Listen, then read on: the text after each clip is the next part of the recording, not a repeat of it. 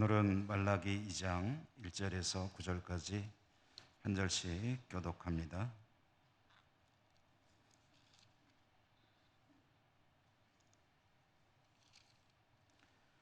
너희 제사장들아, 이제 너희에게 이같이 명령하노라. 만군의 여호와가 이르노라. 너희가 만일 듣지 아니하며 마음에 두지 아니하여 내 이름을 영화롭게 하지 아니하면 내가 너희에게 저주를 내려 너희의 복을 저주하리라. 내가 이미 저주하였나니 이는 너희가 그것을 마음에 두지 아니하였음이라. 보라, 내가 너희의 자손을 꾸짖을 것이요 똥 곧 너희 절기 희생의 똥을 너희 얼굴에 바를 것이라. 너희가 그것과 함께 제하여 버림을 당하리라. 만군의 여호와가 이르노라. 내가 이 명령을 너희에게 내린 것은 너희와 세운 나의 언약이 항상 있게 하려 함인 줄을 너희가 알리라. 너희와 세운 나의 언약은 생명과 평강의 언약이라. 내가 이것을 그에게 준 것은 그로 경외하게 하려 함이라. 그가 나를 경외하고 내 이름을 두려워하였으며 그의 입에는 진리의 법이 있었고 그의 입술에는 불의함이 없었으며 그가 화평함과 정직함으로 나와 동행하며 많은 사람을 돌이켜 죄악에서 떠나게 하였느니라. 제사장의 입술은 지식을 지켜야 하겠고 사람들은 그의 입에서 율법을 구하게 되어야 할 것이니 제사장은 만군의 여호와의 사자가 됨이거늘 너희는 옳은 길에서 떠나 많은 사람을 율법에 거스르게 하는도다. 나 만군의 여호와가 이르노니 너희가 레위의 언약을 깨뜨렸느니라. 너희가 내 길을 지키지 아니하고 율법을 행할 때에 사람에게 치우치게 하였으므로 나도 너희로 하여금 모든 백성 앞에서 멸시와 천대를 당하게 하였느니라 하시니라. 아멘. 오늘도 주님 은혜가 함께 하시기를 기원합니다. 하나님께서 내가 너희를 사랑한다고 하셨는데 이스라엘은 언제 우리를 사랑하셨냐고 항의했습니다. 이스라엘이 억지를 부린 것은 아닙니다. 그들은 하나님의 사랑을 느끼지 못하고 있었던 것이죠. 나라가 망하고 포로로 끌려갔습니다. 그때에는 하나님을 의심했습니다. 상황이 그랬습니다. 그러나 그 포로로부터 돌아오게 되었을 때는 하나님의 권능을 찬양하며 하나님께 감사와 영광을 돌렸고 그들의 입에는 웃음이 띄어졌습니다. 그렇게 고향으로 돌아와서 하나님의 전 성전을 재건하였을 때 그때야말로 이제 희망에 부풀어 있을 때죠. 어려운 가운데서도 하나님의 성전을 재건하는 역사를 이루었으니 얼마나 하나님께 기대가 컸겠습니까? 이제 우리의 삶은 하나님께서 축복하시리라 하는 그런 기대를 했는데 물론 하나님은 은혜를 베푸셨죠. 하나님께서는 그들에게 복을 내려주셨습니다. 그런데 그들은 그런 은혜와 함께 계속해서 하나님께서 도와주실 그런 실질적인 자신들에게 필요한 축복들을 기대했죠. 하나님께서 주시는 은혜와 은총과 축복들은 그들의 생각과 기대와는 조금 방향이 달랐습니다. 이스라엘 백성들의 삶의 형편은 기대대로 풀리지 않았습니다. 어려웠죠. 그러면서 그들은 지쳤고 하나님을 가벼이 여기기 시작했습니다. 그때 말라기 선지자가 등장한 겁니다. 그러면서 하나님의 마음을 대변해서 선포하였죠. 내가 너희를 사랑하는데 너희들은 언제 우리를 사랑했냐고 따지는구나. 증거를 대볼까? 내가 너희를 사랑하는 증거는 야곱을 사랑하고 에서를 미워한 것이다 라고 대답을 하셨습니다. 이 대목에서 우리는 가끔 혼선을 빚습니다. 하나님이 에서를 미워했다. 그러니까 하나님이 사람을 미워하기도 하시는가 하는 생각을 하게 되는데, 하나님이 어떻게 누군가를 미워할 수가 있겠습니까? 이것은 하나님께서 택한 백성인 야곱, 이스라엘을 괴롭히는 에서에게 징계를 하셨고, 우선 하나님의 눈은 어디에 가 있냐면은, 물론 다 두루 살피시지만 그러나 택한 백성에게 먼저 가 있다. 이것은 이제 우선순위의 이야기죠. 하나님께서 그와 같이 너희들을 미워하는 야곱을, 에서를 내가 징계하지 않았느냐, 이것이 내가 너희를 사랑하는 증거이니라 라고 말씀을 하셨습니다. 그리고 이제 두 번째로 말씀하신 것이 지난 수요일에 우리가 봤던 말씀이죠. 제사장들을 향해서 말씀하셨습니다. 제사장들아, 너희가 나를 멸시하는구나. 아니 하나님, 우리가 어떻게 하나님을 멸시했습니까? 너희들이 그렇게 지금 하고 있지 않느냐. 나에게 무성의한, 나를 두려워하지도 않고 나를 높이지도 않고 제사 지내는 거 보면은 그렇게 형식적이고 무성의한 그런 제사를 지내고 있으니, 그러면서 하나님께 드리는 제물이 조금 부족하거나 모자라거나 또는 정상이 아니면 어때? 좀 불결한 거면 어때? 그러면서 나에게 제물을 가지고 오고 있으니, 멀쩡한 제물이 있어도 너희들은 좋은 것은 너희 몫으로 남겨두고 흠 있는 것들을 나에게 가져오고 있으니 어떻게 너희가 나를 사랑한다고 말할 수 있겠느냐. 이게 너희가 나를 멸시하고 있다는 증거가 아니겠느냐. 그러면서도 너희가 나에게 복을 받기를 기대하게 할 수 있느냐. 내가 너희들에게 복을 주겠느냐 라는 그 말씀을 하셨습니다. 제가 지금 드린 이야기가 이제 말라기 1장에 나오는 내용입니다. 그리고 오늘 우리는 이제 2장을 읽었죠. 우리가 읽은 이 2장의 말씀은 1장의 뒷부분, 제사장들을 향해서 하나님께서 책망하시는 그 내용에 이어지는 말씀입니다. 오늘 1절에 보면 하나님께서 이렇게 말씀하시죠. 너희 제사장들아, 이제 너희에게 이같이 명령하노라. 제사장들을 야단치신 하나님께서 이제 내 명령을 이와 같이 내리니 잘 들어라 라는 그런 말씀이죠. 그리고 이어지는 말씀을 그 내용으로 알맹이로 좀 정리해 보자면, 하나님의 말씀은 내 말을 잘 듣고 너희가 변하지 않으면, 곧 나에게 영광을 돌리지 않으면 너희에게 저주가 임하리라 하는 무시무시한 말씀을 하셨습니다. 하나님께서 저주라는 용어를 가끔 쓰십니다. 그런데 사람이 이렇게 말하면 기분 나쁘고 끝날 수 있겠죠. 근데 하나님께서 너희에게 나의 저주가 임하리라 라고 말씀하신다면 이건 정말 심각한 겁니다. 이런 말을 혹시 듣게 된다면 그야말로 큰일입니다. 누가 듣고 있냐면 이스라엘의 제사장들이 듣고 있습니다. 내가 너희들에게 저주를 내리리라.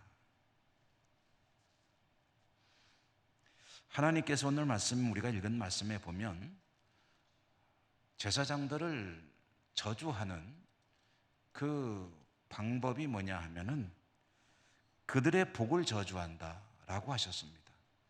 그러니까 제사장들의 복을 저주한다. 이게 무슨 뜻일까 하고 제가 여러 가지로 해석을 하며 자료들을 찾아봤더니 이게 이제 이런 뜻입니다. 제사장들의 복을 저주한다라는 것은 제사장들이 뭐 하는 사람입니까? 백성들을 축복하는 사람이거든요. 백성들에게 복된 삶이 있도록 하나님께 간구하는 이가 제사장이고, 백성들의 죄를 용서해 줄 것을 하나님께 제사를 통해서 나아가는 이가 제사장이고, 그런데 이 제사장의 복, 이걸 저주한다는 얘기는 제사장들이 그 백성들을 향해서 축복할 때, 복을 빌어줄 때 백성들에게 복이 임하는 게 아니라 오히려 화가 임하게 하겠다라는 그런 이야기입니다. 여러분, 제사장이 백성들을 위해서 복을 빌어서 백성들이 복을 받아야 되잖아요. 그런데 제사장이 백성들을 위해서 복을 비는데 그 반대 현상이 나타난다. 이거는 하나님만 못한 거죠. 제사장도 기가 막히고 백성도 기가 막히겠죠. 복을 빌어주었는데 복을 빈 내용과는 정반대 일들이 계속해서 일어난다고 합시다. 아이고, 저 제사장이 복을 빌어주기만 하면은 그러면 우리 집안에 나에게 화가 닥쳐. 그 일이 꼭 반대로 일어나. 뭐 이런 현실을 제사장이나 백성이 깨달았다고 합시다. 그러니까 이게 저 제사장이 복을 빌어주기 때문에 하나님이 저주하는 거야 라는 그런 인식이 확산된다고 합시다. 그럼 어떻게 되겠습니까? 그 제사장은 백성들에게 혐오의 대상이 되겠죠. 그리고 어떻게든 제사장하고 마주치지 않으려고 하겠죠. 그 제사장이 집례하는 제사에 어떻게든 피해 보려고 노력을 하게 되겠죠. 하나님께서 제사장을 저주하는 방법이 뭐냐면은 첫째로는 그가 하는 그 모든 일들이 거꾸로 작용되게 하겠다. 백성들을 위해서 복을 비는 좋은 일을 하는 사람인데 그가 복을 빌면 엉뚱한 일들이 자꾸 일어나게 하겠다. 그렇게 하나님께서 제사장들을 책망하셨고요. 여기서 그치지 않습니다. 또 다른 저주가 있는데 오늘 우리가 읽은 말씀에 나오는 내용입니다. 하나님께서 말씀하시기를 자손을 꾸짖는다고 했습니다. 자손을 꾸짖는다. 제사장도 자손이 있지 않습니까? 제사장들의 자손들을 꾸짖겠다라는 얘기는 또 무슨 의미냐면 자손들을 끊어버리겠다. 그러니까 후대를 끊어버린다. 그런 이야기입니다. 자손이 없다는 것은 요즘에도 가슴 아픈 일이죠. 물론 안 낳는 시대이긴 하지만 혹시 낳으려고 하는데 자손을 얻지 못한다는 것은 굉장히 가슴 아픈 일이 아닐 수가 없죠. 자녀는 하나님의 축복입니다. 그런데 하나님께 복을 말하자면은 어쩌면 가장 먼저 받아야 될 사람들이 제사장이거든요.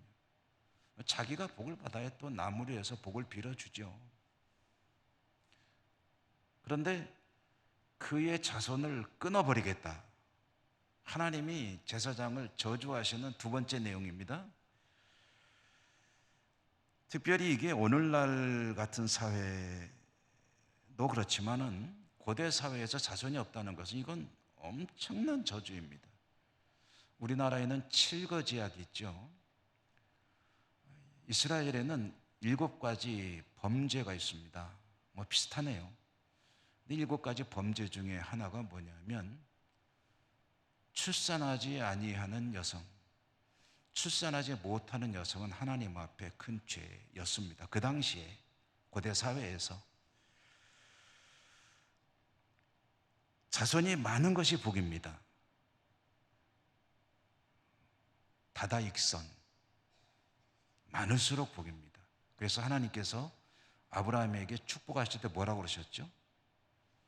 내가 네 자손을, 지금 자손이 없어요. 아들도 없고 딸도 없고 아무것도 없는데 그런 아브라함에게 축복하시며 하신 말씀이 뭐냐면 내가 네 후손을 하늘의 별과 같이 바닷가에 모래와 같이 셀 수 없이 많게 하겠다.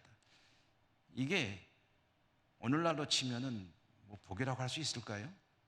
근데 그 당시에는 복 중에 복이 바로 이 복입니다. 자손이 번성하는 것.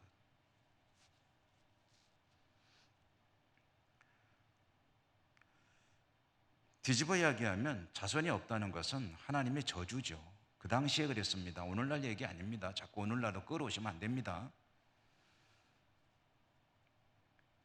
제사장들에게 그런 화가 임하게 되는데요. 이게 두 번째 저주입니다. 이거로 끝이 아닙니다. 또 있습니다. 세 번째로 하나님께서 제사장들을 저주하시는데 그 내용이 뭐냐 하면 똥, 곧 절기 희생의 똥을 너희 얼굴에 바를 것이다. 이거는 망신이죠, 망신. 우선 그 영적인 의미가 뭐냐면 이 배설물, 이것은 부정한 것의 대명사입니다. 더러운 것이죠, 더러운 것. 부정의 대명사. 그런데 제사장은 어떤 사람이냐면 정결의 대명사입니다. 깨끗한 사람의 대표 선수가 바로 제사장이거든요. 억지로라도 깨끗해야 됩니다, 제사장은. 혹시 아직 내면으로는 좀 그렇지 못하더라도 어쨌든 깨끗함을 표방하고 깨끗함을 지향하고 깨끗함을 보여줘야 되는 사람, 그것을 해서 끊임없이 노력해야 되는 것이 제사장인데요. 그런데 그런 제사장 얼굴에 가장 더러운 것의 대명사인 이 배설물을 갖다 발라버리겠다라고 하는 것은 하나님께서 이미 이제 버리시는 거죠.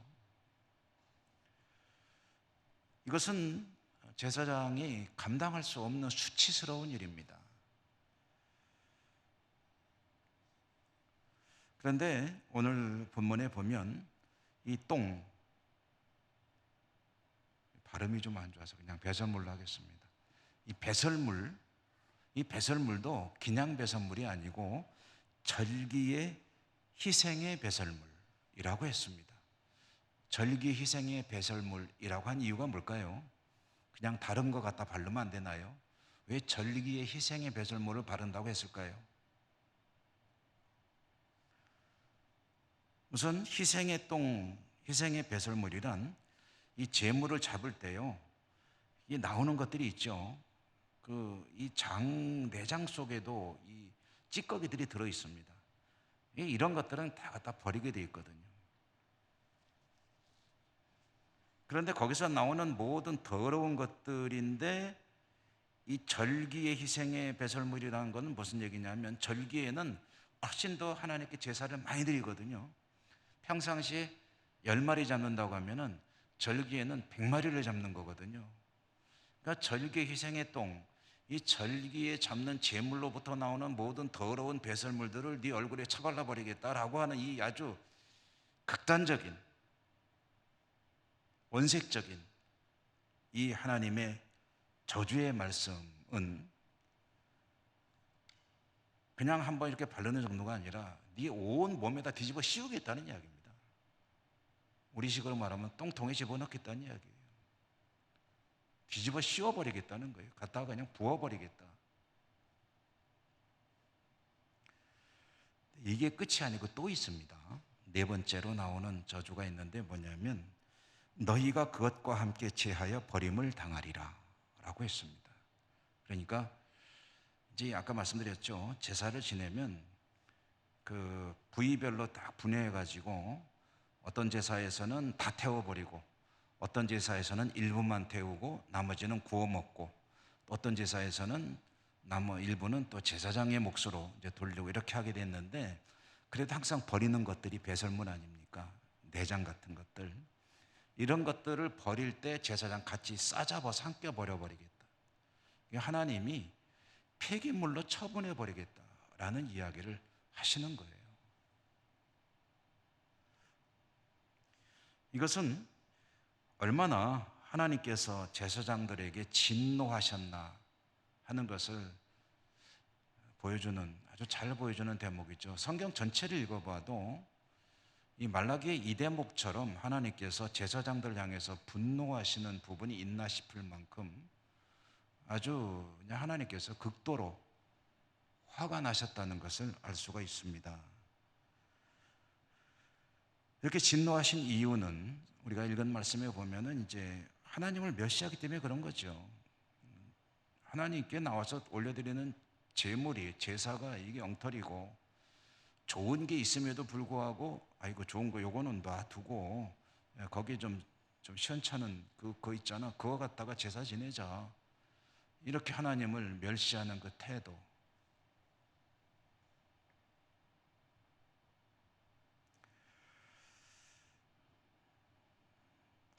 진노하시는 이유, 더욱더 화가 나시는 이유는 이렇게 하나님의 마음을 아프게 하는 사람들이 제사장이라는 데 이유가 있을 것입니다. 제사장, 여러분 그렇잖아요. 혹시 좀 무시를 당하거나 어떤 속상한 일을 당할 때에 아무 관계없는 사람한테 당하면은 뭐 그냥 그런가 보다, 에이 뭐 밟았나 보다 하고 그냥 무시할 수가 있는데, 가장 가까운 사람, 가장 내가 믿는 사람, 가장 나와 친밀한 사람이 나의 가슴을 아프게 하고 내 가슴에 못을 박아버렸다 그러면은 그거 쉽사리 처리하기가 잘 안 되죠. 나하고 아무 상관없는 사람이 무슨 뭐 배신할 일도 없겠지만 그런 일을 저질렀다 하면은 뭐 그런가 보다 할 텐데, 가장 믿는 친구가 배신을 했다, 내가 가장 사랑하는 사람이 내 마음을 아프게 했다 그러면은 그것은 굉장히 가슴에 상처로 남게 되죠. 하나님에게 있어서 제사장은 어떤 존재입니까? 지난 수요일에도 말씀드렸지만 이 제사장은 하나님을 섬기도록 백성들을 대표해서, 그리고 백성들과 하나님 사이를 중재하는 하나님의 특별히 선택받은 일꾼들이거든요.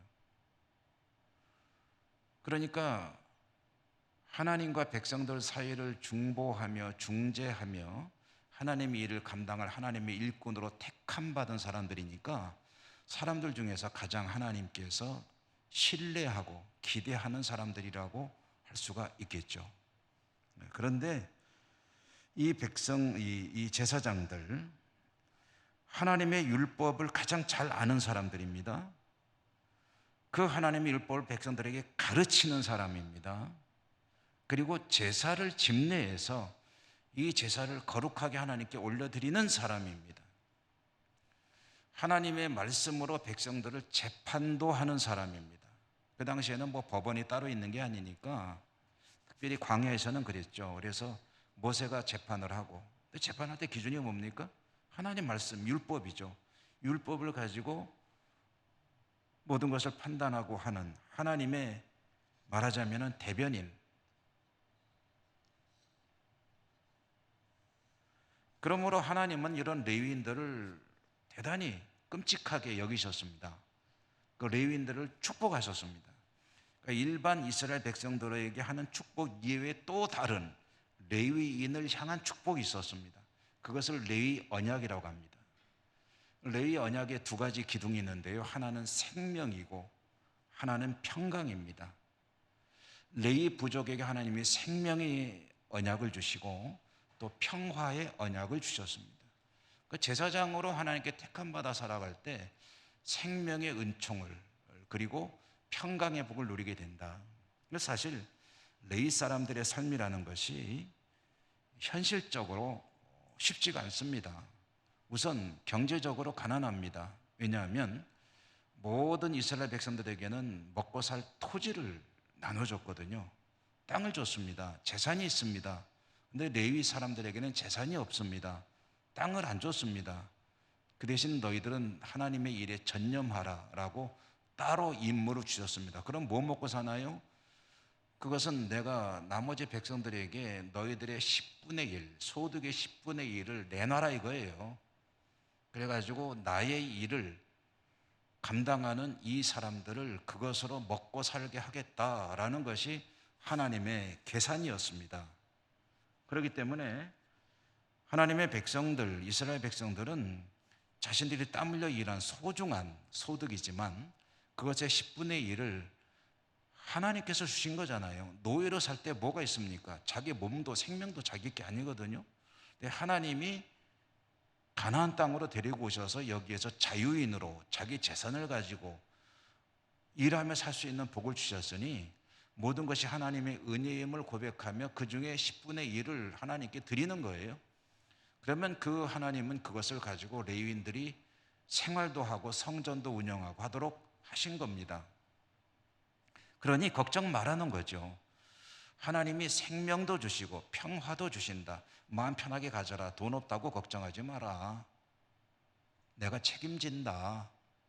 라고 하나님이 레위 언약을 이제 주셨는데, 그렇게 하시면서 하나님께서 기대하시는 거죠. 너희들의 삶은 내가 생명과 평강으로 지켜줄 것이니 너희는 이와 같은 사람이 되어야 한다라고 하면서 오늘 우리 읽은 말씀에 7가지로 나옵니다. 7가지. 제가 한번 읽어드릴게요. 첫째로는 하나님을 경외하고 두려워하는 사람이어야 합니다.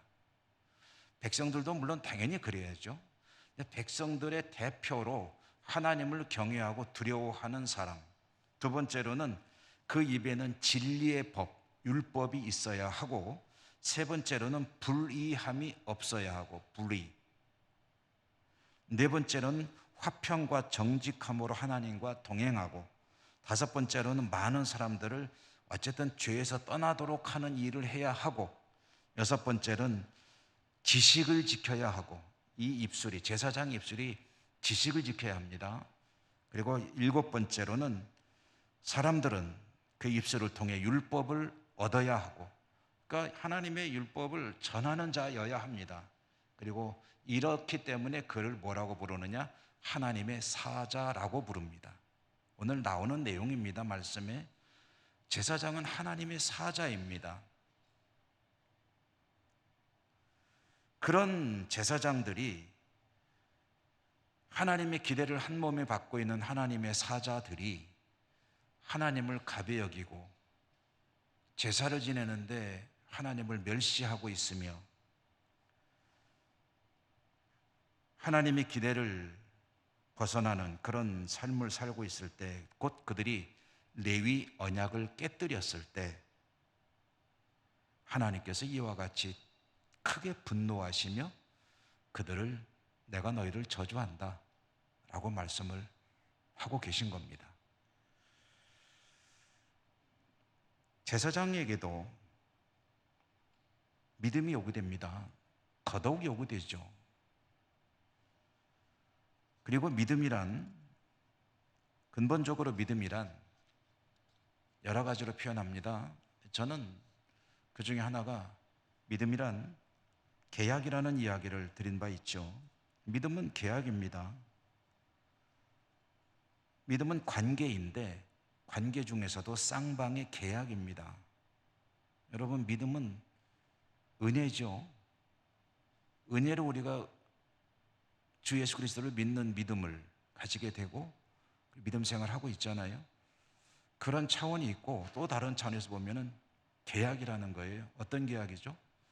하나님은 은혜를 베푸시고 백성은 은혜를 받는 대신 하나님 앞에 감당해야 될 백성의 의무가 있습니다. 그렇기 때문에 계약입니다. 계약은 쌍방 간의 권리와 의무입니다. 서로에게 성실해야 될 것이 기대됩니다. A와 B가, 한동안 우리가 갑, 을 얘기 많이 했는데, 갑과 을이 계약을 맺으면 이 계약에 대해서 갑, 을 쌍방은 모두 성실해야 됩니다. 계약은 했는데 계약만 해놓고 딴짓하고 있으면은 그건 계약이 의미가 없어지는 거죠. 하나님은 제사장들에게 생명의 약속을, 그리고 평강의 약속을 하셨습니다. 그리고 그것을 신실하게 지키시죠. 말씀드렸지만 제사장들의 삶처럼 불안정한 삶이 없습니다. 그들은 재산이 없죠. 생활 기반이 없습니다. 그러나 걱정할 필요 없습니다. 자신들의 임무에 성실하면, 하나님의 기대에 부응하면 하나님께서 그들의 삶을 책임져 주십니다. 현실적으로 그렇지 못할 때도 있죠. 성실하게 제사장으로 직무를 감당하는데 경제적으로는 어려울 수도 있습니다. 그렇지만 하나님은 무능력한 분이 아니시죠. 혹시 그런 상황이 있다 할지라도 걱정할 필요 없어요. 그것 때문에 평강의 언약을 가지게 되는 겁니다. 하나님께서 주시는 은혜와 축복은 반드시 있습니다. 그러므로 제사장은 자신의 역할에 최선을 다해야 되는 거죠. 오늘날의 목회자가 제사장은 아닙니다. 그렇지만 한 가지 공통점이 있죠. 뭐냐면 하나님의 일을 위해 다른 일은 하지 않는 것. 그러니까 전임이라고 하죠. 요즘에 시대가 변하다 보니까 목회자의 이중직이라는 문제가 대두가 되고 있습니다. 그래서 우리 총회에서도 계속 연구하고 있고 조만간 목회자의 이중직이라는 것이 공식화되지 않을까 생각하고 있는데, 무슨 얘기냐면 목회를 하지만 다른 직업도 같이 가지는 거예요. 그게 이중직입니다. 이것은 어떤 경우냐면 목회자가 교회를 통해서 충분히 생활의 지원을 받지 못할 때 다른 직업을 가지는 것을 허용해 주는 것이죠. 물론 교회가 목회자를 목회에 전념할 수 있도록 지원해 주면 이중직 얘기가 나올 이유가 없죠. 목회자가 제사장은 아니지만 하나님의 일에 전념한다는 차원에서, 다른 돈을 벌기 위해 일을 하지 않는다는 차원에서 공통적이라고 본다면, 어려운 가운데 목회하는 목회자들을 저도 가끔 보고 있고 여러분도 보시는 경우들이 있을 겁니다. 당장 우리 주위에만 봐도 농촌 지역의 교회들의 성도들이 많이 줄어들고, 또 경제력이 약한 어른들이 몇 분 남아서 지키는 교회들은 사실 목회자의 생활을 책임지기가 쉽지가 않습니다. 그런 가운데서도 그 목회자들이 복을 받는 것을 보는 경우들이 상당히 많아요. 특별히 자녀들을 통해서 복을 받는 것을 많이 보게 됩니다. 자녀들이 훌륭하게 장성해서 가난한 목회자인 부모의 그 그늘하에서 하나님을 신실하게 믿는 믿음을 가지고 생활하면서 잘 성장해서 훌륭한 사회인으로, 신앙인으로 살아가는 모습을 보면 참 하나님께서 복을 많이 주셨구나, 주의 종의 가정이 이렇게 축복하시는구나 하는 것을 느낄 때가 많이 있죠. 하나님은 레위인들에게, 이 제사장들에게 신실할 것을 기대하셨습니다. 그들에게 주신 약속을 하나님은 최선을 다해 지키십니다. 그런데 그 제사장들이 하나님을 이렇게 우습게 볼 줄이야, 소홀히 여길 줄이야, 얼마나 배신감이 큰지 모릅니다. 그러니까 하나님의 마음이 어떻게 됩니까? 하나님에게는 영 안 어울리는 단어잖아요. 내가 너희를 저주하리니. 이게 어떻게 하나님께 어울리는 단어입니까? 하나님은 사랑이시고, 하나님은 복을 주시는 분이시고, 하나님은 지켜주시고 돌보아 주시고 보존하시고, 그런데 하나님께서 나 너 저주한다 라고 말씀을 하니 이 듣는 제사장 입장에서는 기가 막힌 거죠.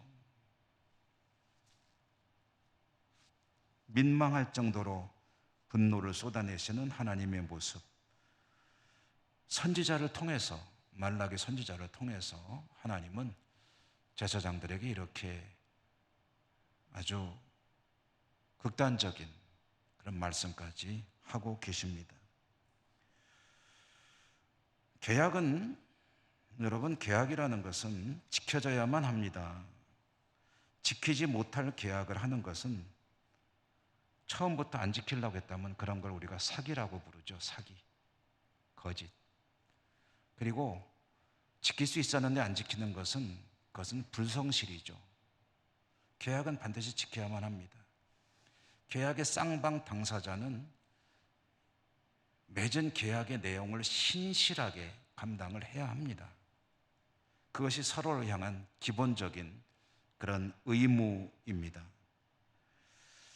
오늘 이야기 속에는 제사장들의 이야기가 나오고 있습니다만은 하나님의 백성들, 하나님을 믿는 믿음으로 사는 이들에게 똑같이 적용되는 이야기입니다. 제사장이 아닌 백성들도 하나님의 은혜를 받죠. 그럼 하나님은 은혜를 베푸신, 은혜를 받은, 구원하시는 백성들을 위해서 하나님의 일을 다 하십니다. 그리고 기대하십니다. 무엇을요? 하나님 백성다운 신앙으로, 삶으로 반응할 것을 기대하십니다. 그것을 우리는 보통 신학에서 쓰이는 용어로 성화라고 부릅니다. 성화. 거룩할 성자에다가 될 화자. 거룩한 하나님 백성으로 사는 것, 그것이 하나님이 기대하시는 거죠. 그럼 성화는 어떻게 하는 것입니까? 하나님의 말씀에 따라 살려고 애쓰는 것이 성화예요. 거룩해지려는 노력. 그 거룩해지려는 노력의 기준이 뭐냐면 하나님의 말씀, 구약 성경의 율법, 우리가 흔히 쓰는 성경의 말씀으로는 하나님의 말씀, 그것이 이제 거룩한 백성으로 나가는 표준이 되는 거죠. 하나님은 계약에 성실하십니다. 조금도 차질이 없으십니다. 그리고 백성들에게도 그렇게 하나님께 나아오기를 원하십니다. 연약하기 때문에 하지 못하는 거 다 아십니다. 그리고 그것까지 다 받으십니다. 그렇지만 근본적으로 하나님의 계약을 멸시하고 우습게 여기고 가벼이 여기고 하는 것과는 차원이 다르죠. 연약해서 하지 못하는 것과 아예 할 마음이 없고 그 자체를 가볍게 여기는 것과는 완전히 다른 이야기 아니겠습니까? 하나님의 은혜로 사는 이들은 하나님 앞에 성실해야 합니다. 하나님께서 기대하시는 계약 내용 잘 지켜야 합니다. 그게 믿음입니다. 계약의 의무를 불이행하는 것은 지금은 나에게 이로운 것 같지만 결국은 아픔으로, 상실로, 거기에 대한 뭔가 대가를 치러야 될 그런 상황이 올 수가 있습니다. 그리고 마지막 때에는 어떤 대가를 치러야 됩니까? 마태복음에 여러 번 자주 나오는 표현을 따르자면 어두운 가운데로 쫓겨나 이를 갈며 슬피 울게 되리라 하는 그것이 성실하지 못한, 원래는 하나님 백성이었지만 그러나 성실하지 못한 신앙으로 하나님을 마음 아프게 할 때 결국은 그런 결과로 가게 될 수 있다. 이것이 성경이 계시하는 바죠. 여러분, 저와 여러분 우리들의 하나님 앞에 마땅히 감당할 하나님의 기대에 잘 부응하는 그런 믿음의 삶을 살 수 있기를 주님 이름으로 축원합니다. 은혜로우신 하나님 감사합니다. 말라기를 통해서 참 두려운 말씀을 오늘 들었습니다. 저희들이 이 깨달은 바를 또 신앙에 잘 적용하고 성실하신 하나님 앞에 성실한 하나님 백성으로 신실한 하나님의 사람으로 살아가는 은혜가 있게 하여 주시고 능력과 여건도 더하여 주시옵소서. 예수님 이름으로 감사하고 기도 올리옵나이다. 아멘.